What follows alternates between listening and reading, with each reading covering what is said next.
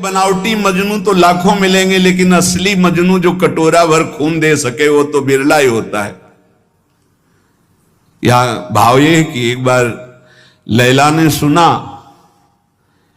कि मजनू हमारे प्रेम में बावरा न खा रहा है न पी रहा है, तो वो तो बहुत ऐश्वर्य संपन्न घर की थी, तो उन्होंने पूरी बाजार में ऐलान करवा दिया, मजनू जो भी खाए पिए उसको जो बाजार में पाए हमारे पास आवे, सारा हिसाब हम देंगे।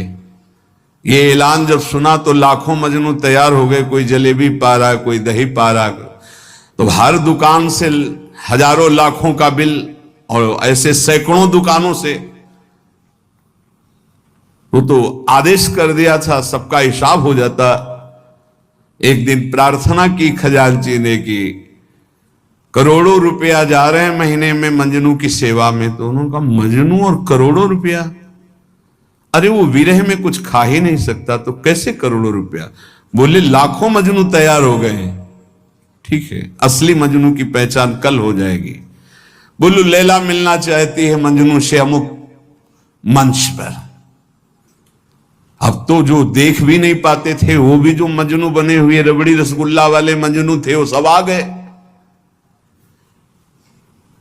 चाकू निकाली और कहा मेरा खून दे, तो जितने रबड़ी रसगुल्ला वाले थे कदम पीछे सरकने लगे, और जो असली मजनू था वो आया और ऐसे हाथ से चाकू ली और कहा आज मेरा जीना सार्थक हो गया, क्योंकि तुम्हारे किसी काम में आ गया। और जे से मारने किया, पकड़ लिया, कहा असली मजनू ये है। तो वहां कह रहे कि दूध और रबड़ी पीने वाले तो लाखों मजनू तैयार हो जाते, लेकिन असली मजनू जो एक कटोरा खून दे सके वो तो बिरला ही होता है। ऐसे ही कह रहे कि रबड़ी रसगुल्ला खाना, प्रणाम नमस्कार करना, भेंट लेना लाखों भगत, लेकिन भगवान के लिए जीवन अर्पित करने वाला, भगवान के लिए तड़पने वाला, भगवान के लिए अपना सर्वस्व न्यौछावर करने वाला, ऐसा तो कोई बिरला ही प्रेमी होता है। ऐसा भक्त ईश्वर के से भी बढ़कर है। सातों सम मुहिमे जग देखा और मोते अधिक संत कर लेखा। एक भक्त प्रवर कालिदास जी हुए हैं जो इसी कोटि के महापुरुष थे। अद्वितीय भक्त निष्ठा उनकी थी। भगवत निष्ठा अद्वितीय उसी की मानी जाती है जो भक्त निष्ठा होती है। भक्त निष्ठा वाला भगवान निष्ठ जरूर होगा और भगवान निष्ठा वाला भक्त निष्ठ जरूर होगा। कालिदास जी श्री रघुनाथ दास गोस्वामी के गांव से 1.5 कोस दूर रहते थे, उसी कुल के थे, और ठीक वैसे ही भक्ति थी जैसे पूज्य रघुनाथ दास गोस्वामी की।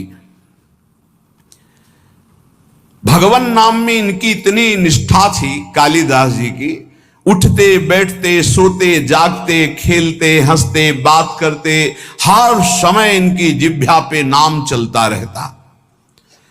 अगर ये कुछ बोलते तो पहले नाम बोलते फिर चर्चा करते। देखो प्रायः सत्संग में कहा है कि अगर आप नाम जापक उपासक हो तो चिंता मत करो, पर आपको जब बात करनी तो पहले धीरे से बोलो राधा, फिर बात करो, बीच में फिर बोलो राधा, फिर जब बात का विश्राम करो राधा। अगर इतनी सावधानी रखोगे तो पूरी बात जो आपने की वो भजन हो जाएगा आपका।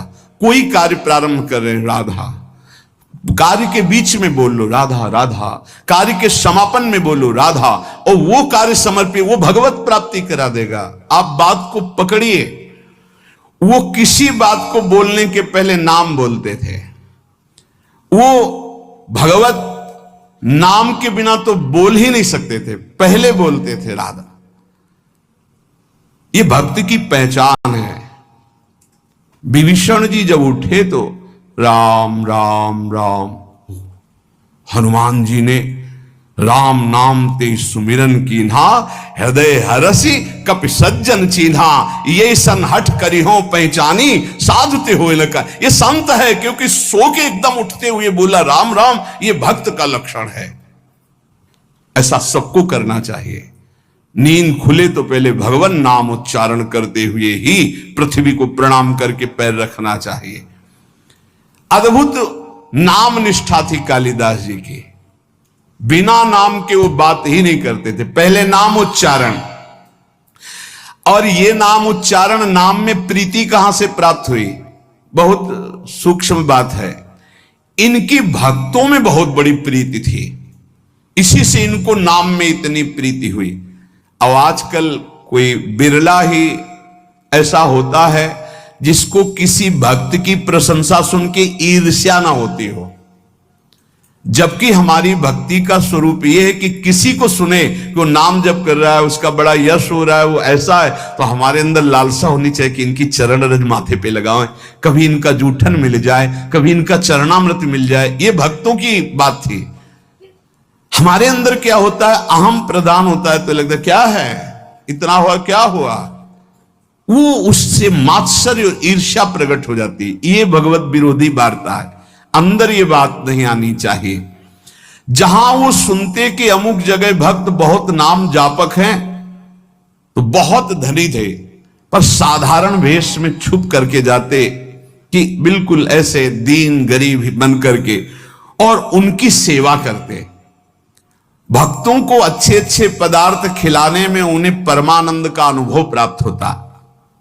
और ऐसा सिद्धांत भी है कि जैसे गर्भवती मां को भोजन पवाओ तो बच्चे को अपने आप पहुंच जाता है, ऐसे हृदय में हृदयस्थ विराजमान भक्तों के प्रभु हैं, तो भक्तों को पवाओ तो प्रभु का अपने आप भोग लग जाता है। भक्तों के मुख से प्रभु बहुत आनंद पूर्वक पाते हैं। भक्तों को जब श्रद्धा पूर्वक सुस्वाद प्रसाद पवाया जाता है, तो उसके स्वाद का अनुभव स्वयं भगवान श्री कृष्ण करते हैं। भक्तों को जब पवाया जाता है, भगवान को अपने भोग लगाने से इतनी प्रसन्नता नहीं होती जितना संतों के भोग लगाने से होती है। इसी बात को एक भक्त ने पकड़ लिया और संतों को पवाना शुरू किया श्रद्धा से। अब उनके पास एक सीमित अर्थव्यवस्था थी। अगर संतों को पता है कि बहुत श्रद्धा पूर्वक यहां प्रसाद पवाया जाता है, तो बिना बुलाए भी कृपा करके आने लगते हैं।